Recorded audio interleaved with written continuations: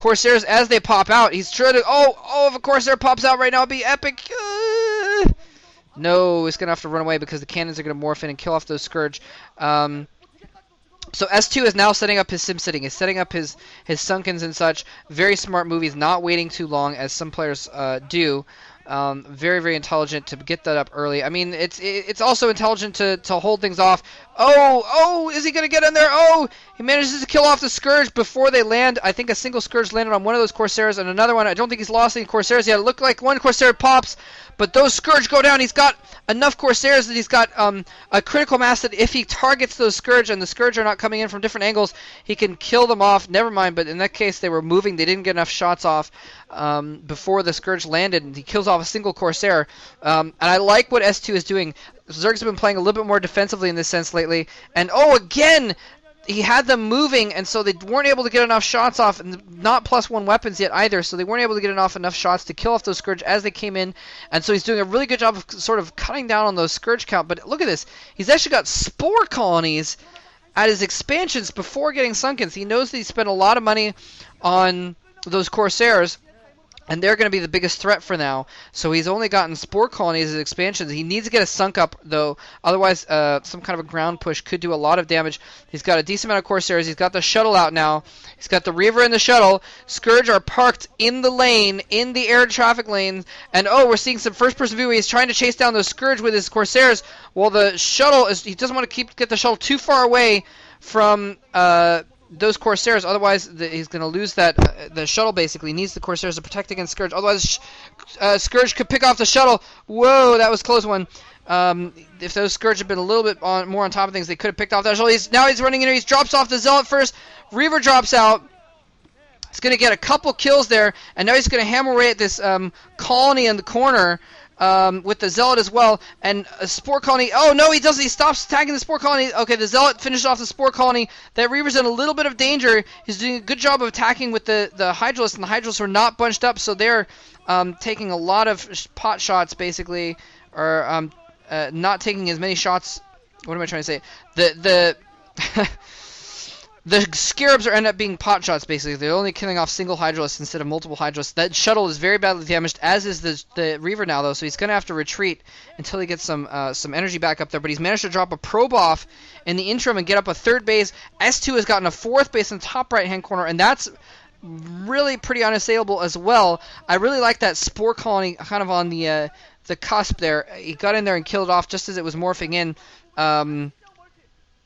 So it didn't do as much damage as it could have, but that Spore Colony keeping that Reaver a little bit at bay, so it couldn't just fly around and fly past the Hydralisks. This is getting close here. So Scourge running in, he's just scouting things out, and he's going to see all these gateways going up. I'm pretty sure those were gateways of some kind. So he's going to see those getting up, so he's going to see that he's going to transition more into a ground army.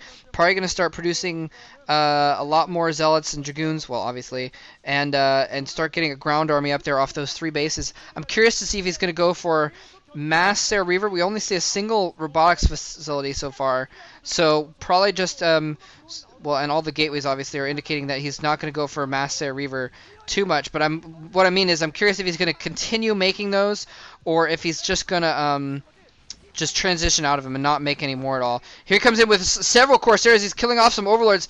He picks off a couple Overlords. The Hydra is closing in, though, to support those Spore Colonies. They're going to kill off one or two. I think he killed off a single Corsair. The rest of the Corsairs are going to have to run for dear life.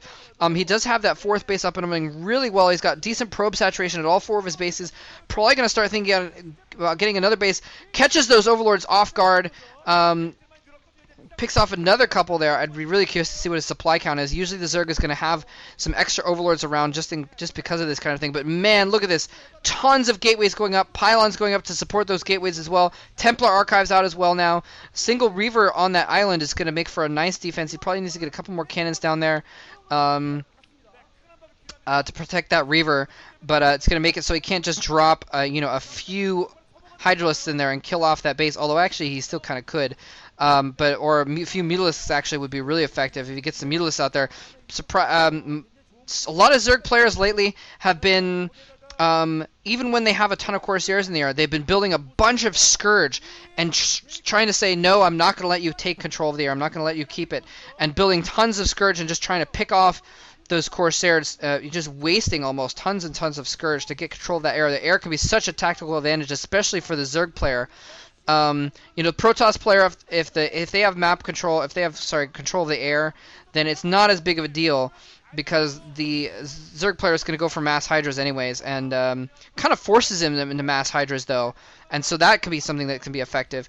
But point being, the Zerg player won't be quite as vulnerable to that air, whereas if the Zerg player has air control, they can get Mutalisks, and they can be really, really effective in picking off key units and key spots and stuff.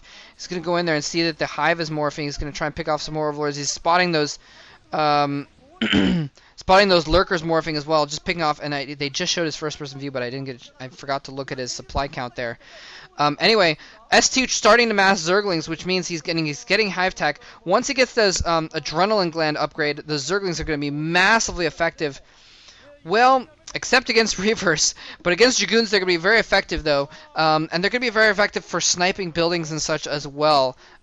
If Tempest goes for a 4th base somewhere, it's going to be really easy for him to pick it off and harass that with Zerglings, and maybe even harass the expansion once he moves out and his army is not in the way. We're seeing some yellow units moving down that grand line in the middle of the map. They're going to get caught in the middle here, but not the full army, just a few stragglers. He's going to have to pull back his full army to that top right there. And, wow, that guy was really excited to be on camera. Anyway, but yeah, Tempest has a large army here, a very, very good, well-structured army as well. It looks like S2 might be looking for a counterattack, though. He's sending a bunch of units to that bottom there. He's going to send it in down to the bottom left, while Tempest's army is moving up to the top left, away from his main base. He's got Reavers, he's got Templar, he's got a couple Observers in play as well.